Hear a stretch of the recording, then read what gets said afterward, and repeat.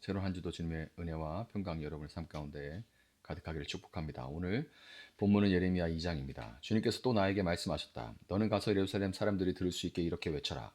나 주가 말한다. 네가 젊은 시절에 얼마나 나에게 성실하였는지, 네가 신부 시절에 얼마나 나를 사랑하였는지, 저 광야에서 씨를 뿌리지 못하는 저 땅에서 네가 어떻게 나를 따랐는지 내가 잘 기억하고 있다. 이스라엘은 나 주에게 거룩하게 구별된 나의 수확 중 첫 열매다. 누구든지 그것을 가져다 먹으면 벌을 받고 재앙을 만났다. 나 주의 말이다. 야곱의 백성아, 이스라엘 백성의 모든 가족아, 너희는 주님의 말씀을 들어라. 나 주가 말한다. 너희의 조상이 나에게서 무슨 허물을 발견하였기에 나에게서 멀리 떠나가서 헛된 우상을 쫓아다니며 자신들도 허무하게 되었느냐. 이 땅에서 우리를 이끌고 올라오신 분, 광야에서 우리를 인도하신 분, 그 황량하고 구덩이가 많은 땅에서 죽음의 그림자가 짙은 그 메마른 땅에서 어느 누구도 지나다니지 않고 어느 누구도 살지 않는 그 땅에서 우리를 인도하신 주님은 어디 계십니까? 하고 묻지도 않는구나. 내가 너희를 기름진 땅으로 인도해서 그 땅의 열매를 먹게 하였고 가장 좋은 것을 먹게 하였다. 그러나 너희는 들어오자마자 내 땅을 더럽히고 내 재산을 부정하게 만들었다.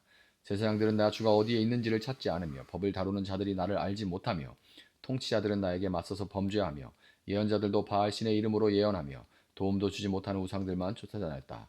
그러므로 내가 너희를 다시 법대로 처리하겠다. 나 주의 말이다. 내가 너희 자손의 자손들을 법대로 처리하겠다.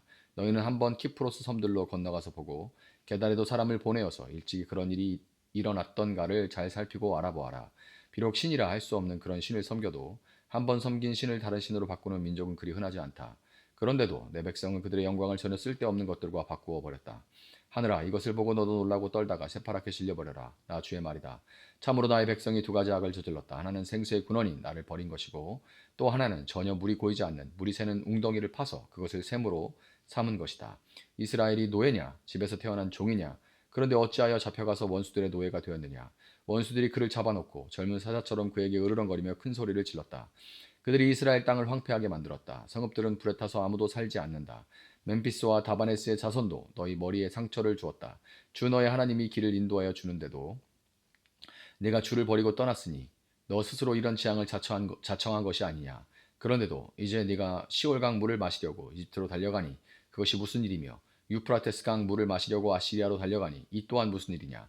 네가 저지른 악이 너를 보라고 너 스스로 나에게서 돌아섰으니 그 배신이 너를 징계할 것이다. 그러므로 주 너의 하나님을 버린 것과 나를 경외하는 마음이 너에게 없다는 것이 얼마나 악하고 고통스러운가를 보고서 깨달아라. 나 만군의 주 하나님의 말이다. 참으로 너는 옛적부터 너의 멍에를 부러뜨리고 너를 묶은 줄을 모두 끊어버리면서 나는 신을 섬기지 않겠다 하고 큰 소리를 치더니 오히려 높은 언덕마다 찾아다니며 음행을 하고 또 푸른 나무 밑에서마다 너의 몸을 눕히고 음행을 하면서 신들을 섬겼다. 나는 너를 종자가 아주 좋은 제일 좋은 포도나무로 심었는데 어떻게 하여 네가 엉뚱하게 들 포도나무로 바뀌었느냐. 네가 잿물로 몸을 씻고 비누로 아무리 몸을 닦아도 너의 더러운 죄악은 여전히 내 앞에 남아있다. 나 주 하나님의 말이다. 너가 스스로의 몸을 더럽히지 않았고 바알 신들을 따라가지도 않았다고 감히 말할 수 있느냐? 네가 골짜기에서 한 일을 생각해 보아라. 네가 무엇을 했는지 깨달아라. 너는 이리저리 날뛰는 발이 빠른 암낙타와 같았다. 너는 사막에 익숙한 야생 암나귀와 같았다. 암내만 나며 헐떡이는 그 짐승. 그 짐승이 발정하면 누가 그것을 가라앉힐 수 있겠느냐? 그런 암컷을 찾아다니는 수컷은 어느 것이나 힘들이지 않고서도 발정기가 된 암컷을 만나게 된다. 너는 너의 발을 돌보아. 맨발로 다니지 말고 너의 목을 돌보아. 목탁에 다니지 말라고 일렀건만 너는 말하였다. 아닙니다. 공연한 말씀이십니다. 오히려 나는 이방신들이 좋으니 그들을 쫓아다녀야 하겠습니다. 도둑이 붙잡히면 수치를 당하듯이 이스라엘 백성 곧 왕들과 고관들과 제사장들과 예언자들이 수치를 당하였다. 그들은 나무를 보고 나의 아버지라고 하고 돌을 보고 나의 어머니라고 하였다. 그들은 나에게 등을 돌리면서도 얼굴은 돌리지 않고 있다가 환난을 당할 때에는 오셔서 우리를 구원하여 주십시오 하고 부르짖는다. 네가 스스로 만들어 섬긴 신들이 지금 어디에 있느냐? 네가 환난을 당할 때에는 네 신들이 일어나서 너를 도와주어야 옳지 않겠느냐? 유다야, 너는 네 성읍에 수만큼 많은 신들을 만들어 놓았구나. 그런데도 너희가 어떻게 나와 변론할 수 있겠느냐? 너희가 모두 나를 배신하고 떠나갔다. 나 주의 말이다. 내가 너희 자녀들을 때렸으나 헛수고였다. 옳게 가르치는 것을 그들은 받아들이지 않았다. 너희의 칼은 사람을 삼키는 사자처럼 너희의 예언자들을 죽였다. 이 세대의 사람들아, 너희는 그래도 나 주의 말을 명심하여 들으라. 내가 이스라엘 백성에게 막막한 광야가 되었느냐? 어둡고 캄캄한 땅이 되었느냐? 어찌하여 나의 백성이 우리가 자유롭게 돌아다니게 되었으니 다시는 주께로 돌아가지 않겠다 하고 말하느냐? 처녀가 어찌 자기의 보석을 잊으며 신부가 어찌 결혼식에 입을 예복을 잊을 수 있느냐? 그런데도 나의 백성은 이미 오래전에 나를 잊었다. 얼마나 오래되었는지 셀 수도 없구나. 너는 연애할 남자를 호리는데 능숙하다. 경험 많은 창녀도 너에게 와서 한 수 더 배운다. 너의 치맛자락에는 가난한 사람들의 죄 없는 피가 묻어 있다. 그들이 담을 뚫고 들어오다가 너에게 붙잡힌 것도 아닌데 너는 그들을 죽이고서도 나에게는 아무런 죄가 없다. 하나님이 진노하실 일은 하지 않았다 하고 말한다. 네가 이렇게 죄가 없다고 말하기 때문에 내가 너를 심판하겠다. 간에 붙었다 쓸개에 붙었다 하다니 너는 어쩌면 그렇게 지조도 없느냐. 그러므로 너는 아시리아에게서 수치를 당했던 것처럼 이집트에게서도 수치를 당할 것이다. 너는 거기에서도 두 손으로 얼굴을 가리고 나올 것이다. 네가 의지하는 것들을 다 나 주가 버렸으니 그들이 너를 도와주어도 네가 형통하지 못할 것이다. 아멘. 자, 예레미야서는 눈물의 선지자인 예레미야가 전하는 심판의 경고이자 동시에 돌아오라고 외치는 하나님의 애절한 사랑의 호소로 가득해요. 오늘 본문 1절부터 3절을 보면 하나님은 이스라엘과의 지난 날을 회상하십니다. 항상 더 많이 사랑하는 쪽이 과거의 그 모습을 계속 회상합니다. 저도 이제 딸이 사춘기에 들어가는데 나가라고 아빠 나가 막 이러면 그 이뻤던 내 모습을 계속 회상해요. 아빠 아빠하고 따라다니는 모습이 자동으로 떠올릅니다. 그래서 그 나가라는 소리를 듣고 있는데도 웃음이 나와요. 왜냐하면 옛날 모습하고 겹쳐가지고 그게 어쩔 수 없는 거예요. 더 많이 사랑하는 사람이 옛날 모습을 자꾸 회상할 수밖에 없습니다. 그러니까 옛날 이 모습을 회상하면서 주님께서 이렇게 말씀하시는 거예요. 나 주가 말한다. 네가 젊은 시절에 얼마나 나에게 성실하였는지, 네가 신부 시절에 얼마나 나를 사랑하였는지, 저 광야에서 씨를 뿌리지 못하는 저 땅에서 네가 얼마나 나를 따랐는지 내가 잘 기억하고 있다. 근데 이게 보면 참 재밌어요. 아빠가 되고 보니까 참 그렇습니다. 기억의 왜곡이에요. 기억의 왜곡. 광야에서 무슨 이스라엘이 하나님을 잘 따라갑니까? 맨날 모세한테 따지고 덤벼들고 죽이려고 하고 물 없다, 먹을 거 없다, 뭐 고기가 없다, 막 그러고서 덤볐죠. 불평불만하고. 그런데 이게 사람처럼 과거가 다 아름다워서 그런 건지 모르겠는데 그래도 그때는 하나님밖에 없었잖아요. 하나님밖에 없었잖아요. 가나안에 수많은 이방신들이 다 없고 그냥 하나님밖에 없었거든요. 그래서 그냥 맞으면서도 하나님, 혼나면서도 하나님 이렇게 했던 그 모습을 기억하시는 거예요. 하나님은 이 이스라엘이 광야, 그 척박한 땅에서 하나님만을 따랐던 그 순수했던 속은 새겨도 말 안 들어도 그래도 순수했던 시절을 기억한다고 말씀하시는 거예요. 비록 그 사랑조차도 하나님이 먼저 베푸신 그 압도적인 사랑에 대한 반응이었을지라도 하나님은 이스라엘을 당신의 첫 열매로 여기셨습니다. 첫 열매는 거룩하게 구별됐다는 의미죠. 그래서 하나님은 이스라엘을 삼키려는 자들에게 재앙을 내리시며 그들을 철저하게 보호하셨습니다. 그러나 오늘 예레미야가 고발하는 이스라엘의 현실은 너무나 참담해요. 무엇이 이토록 거룩한 첫 열매를 썩어버린 포도처럼 만들고 말았을까요?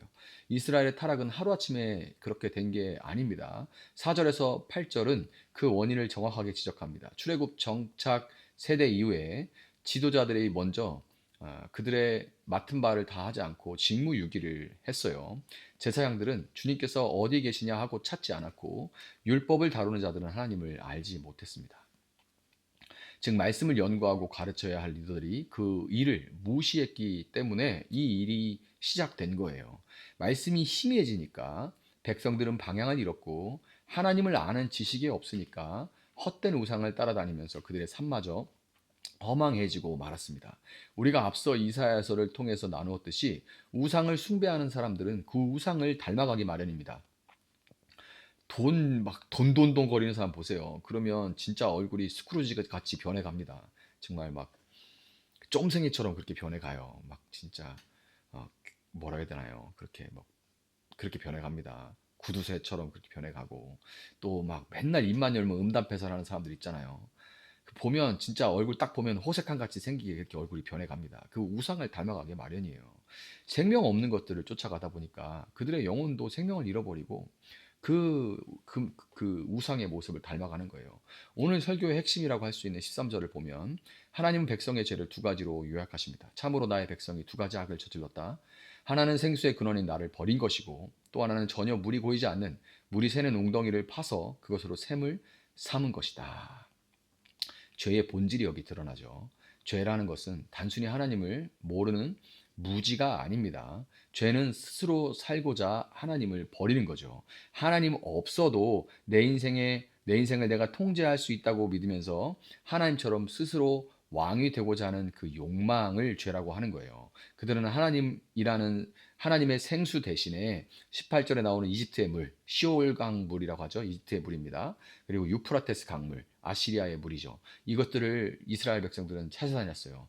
세상의 힘과 쾌락이라는 이 물이 마시면 너무 짜릿한데 마시면 마실수록 더 목마르게 하고 탄산음료 먹는 것처럼 그때는 청량감이 있는데 조금 더 지나면 막 쩍쩍 달라붙고 더 또 찾고 또 찾고 그렇게 되죠. 그리고 그걸 먹으면 먹을수록 건강은 안 좋아지고 또 뭐 알코올 같은 것들은 취하고 그 생명을 주는 것이 아닙니다. 의사들이 하는 말들이 요즘 사람들이 물을 너무 안 마신대요. 왜냐하면 물 대체로 커피나 뭐 이런 청량 음료 같은 걸 마시면서 물을 마셨다라고 착각을 하는데 그것들은 물이 아니라서 실제 몸이 필요한 물은 안 마신다 그래요. 똑같죠. 이것들은 생명을 주는 게 아닙니다. 여러분, 우리가 열심히 파고 있는 인생의 웅덩이가 무엇인지 우리는 잘 생각해 봐야 됩니다. 그것이 돈인지, 그것이 명예인지, 그것이 승진인지, 그것이 어떤 자리인지, 그것들은 모두 물을 저축하지 못할 터진 웅덩이일 뿐이라는 것을 우리는 기억해야 됩니다. 이스라엘은 하나님의 율법을 명예와 결박으로 여겼어요. 그것이 자신들을 보호하는 울타리임을 알지 못하고, 울타리가 정말 넓은데 그 울타리가 보호를 위해서 있는 것인데 가두기 위해서 있는 게 아니라, 그런데 그 울타리 자체가 답답하다면서 끊어내버렸습니다. 그리고는 나는 내가 원하는 대로 살겠다면서 산 위에서 울타리를 벗어나면 자유가 펼쳐질 것 같죠. 망망대해가 펼쳐지면 망망대해는 두려움입니다. 어디로 가야 될지를 오히려 모르게 되죠. 그러니까 그 두려움, 막막함 때문에 산 위에서 푸른 나무 아래에서 우상을 숭배했습니다. 이스라엘 백성들은. 왜 그토록 우상을 쫓았어요? 우상은 내 마음대로 통제할 수 있는 그런 이런 신들을 통해서 내가 원하는 것들을 원할 수 있다고 생각하니까 그런 거죠. 내가 통제해서 내가 원하는 것들을 얻어내는 내 욕망을, 그리고 그 우상들이 정당화해주기 때문에요. 돈 하는데 요즘 안 그런 사람이 어디서, 사람들 다 그러는데 금방 정당화할 수 있죠. 그 결과가 무엇입니까? 그들은 피 흘림, 대속이 없는 스스로의 정결 의식으로 나는 죄가 없다고 주장하는 그런 교만한 상태에 빠졌습니다. 우상 숭배의 필연적인 결과인 음란한 성문화에 젖어들고 말았던 것입니다. 하나님을 떠남으로 인해서 이웃사랑의 이 신현 정신마저 잃어버리고, 그것은 가난한 자의 옷단에 죄 없는 사람들의 피를 묻히는 사회적 타락으로 이어졌습니다. 그때나 지금이나 똑같아요. 요즘에 유튜브나 이런 영상에서 유행하는 챌린지가 가난을 조롱하는 챌린지입니다. 가난이라는 것을 조롱하는 챌린지가 유행해요. 3천년의 시차가 있어도 이 병들고 죄악된 인간은 똑같습니다. 똑같아요. 하나님의 통제, 그 멍에를 벗어나면 자유가 올 줄 알지만 찾아온 것은 방종과 파멸뿐이었습니다. 32절은 이스라엘이 이런 상태로 인한 하나님의 찢어지는 마음을 보여줍니다. 처녀가 어떻게 자기의 보석을 잊으며 신부가 어찌 결혼식에 입을 예복을 잊을 수 있겠느냐. 그런데도 나의 백성은 이미 오래전에 나를 잊었다. 얼마나 오래되었는지 셀 수도 없구나. 하나님은 여전히 영적 간음을 저지르고 있는 이스라엘을 지금 보고 계시는 거예요. 마치 신부가 남편이 아닌 다른 남자에게 사랑받기 위해서 화장하고 꾸미는 모습을 셀 수 없는 밤마다 지켜보고 있는 그 남편의 심정과도 같다고 할 수 있어요. 얼마든지 저거 그냥 진짜 그 여자와 남자를 다 그냥 싹 해버릴 수 있는데 그걸 그냥 보고 내 가슴을 찢고 있는 거죠. 왜냐면 아까 말씀드렸잖아요. 옛날 모습이 자꾸 생각난다니까요. 우리가 사랑했던, 나만 아빠 했던 그 모습만 생각이 든다니까요.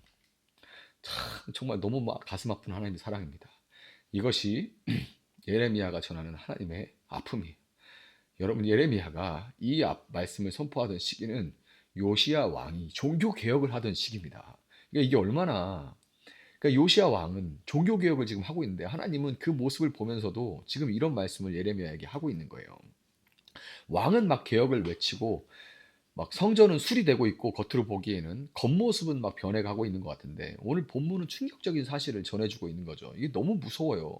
오래된 죄악의 습관으로 백성 개인은 밖에서 뭐 그렇게 해도 교회에서는 막 뭐 맥주년 기념 행사, 종교개혁 몇 주년, 뭐 무슨 교회 몇 주년 행사, 교회가 생긴 지, 복음이 들어온 지 몇 주년 행사, 평양 대북 몇 주년 행사, 막 이런 행사들이 막 하고 우리가 가슴을 찢고 하나님께 돌아가자 하고 막 앞에 선 사람들이 해도 오래된 죄악의 습관으로 백성 개인을 깊이 회개하지 않아요. 심지어 그런 것들을 경험하고 경험치가 쌓이고 교회 생활 오래되면 그거 옛날에 해봤어.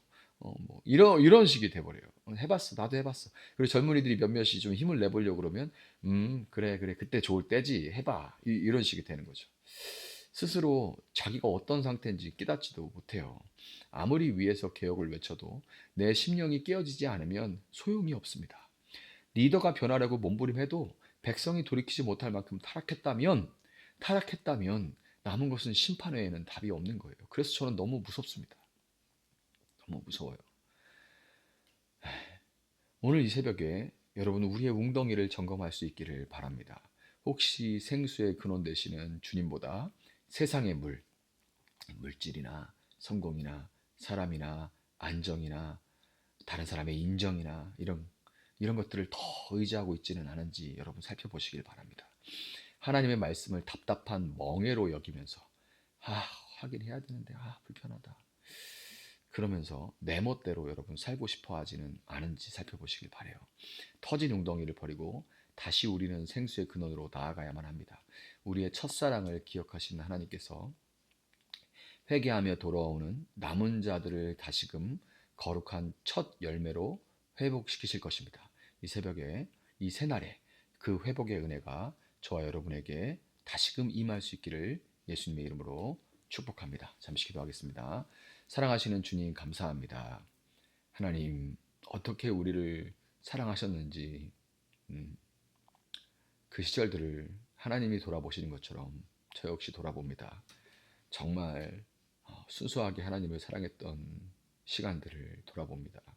하나님 너무 많은 것들로 제 마음이 오염되고 어,